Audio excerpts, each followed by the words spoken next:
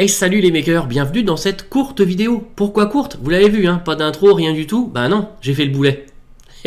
Donc j'assume, je refais une vidéo. Voilà, hein, certains me l'ont fait gentiment remarquer et d'ailleurs merci à eux, je me suis carrément trompé de logiciel quand je vous ai fait la présentation de Cura by Dagoma pour Disco Easy. C'est la version pour Discovery. Voilà. Du coup, effectivement, elle n'a pas évolué puisque c'est la vieille version.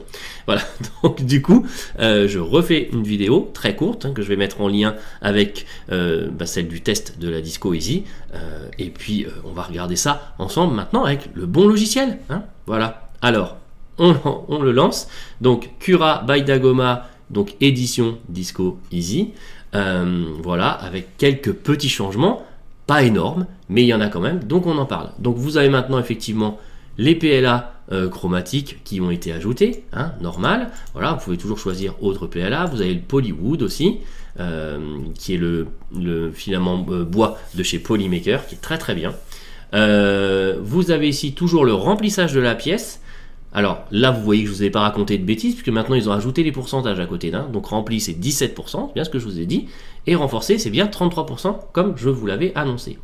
Au niveau des épaisseurs de couches, alors maintenant on a rapide, standard, fin, on a flexible, ça on l'avait déjà, et la nouveauté en fait c'est filament bois, donc il y a un pré-réglage pour les filaments bois, ça c'est plutôt pas mal.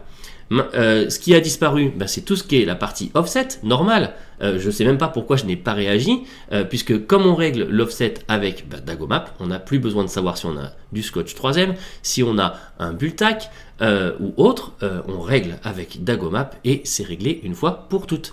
Du coup, ce qui change maintenant, c'est la gestion des supports. Vous pouvez choisir soit des supports qui touchent le plateau, soit partout sur votre pièce. Donc partout sur votre pièce, partout où le logiciel estime qu'il y a besoin de support, y compris sur des parties même de votre pièce, il va les créer. Sinon, si vous choisissez juste partie touchant le plateau, c'est les parties qui seront en porte-à-faux par rapport au plateau pour lesquelles il y aura des supports. Le mieux c'est de faire des tests, vous regardez et puis au bout d'un moment ça rentrera et vous réfléchirez même plus à ce genre de choses. L'utilisation du palper qu'on peut toujours désactiver, personnellement je ne le fais pas. Et améliorer la surface d'adhésion, ça on en a parlé, c'est le fameux BRIM. Donc voilà. Préparer l'impression, ça n'a pas changé.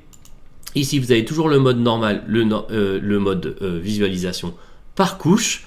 Voilà. Rien n'a changé concernant la rotation, le scaling, etc. C'est vraiment la partie support, l'ajout de filaments bois, l'ajout de certains filaments en pré-réglage automatique qui a changé. Mais je tenais quand même à vous faire ce correctif. Voilà. C'est tout, ça a été rapide, hein, on fait pas 30 minutes. Je vous dis à très bientôt pour une prochaine vidéo, sans erreur celle-là j'espère. Ciao ciao.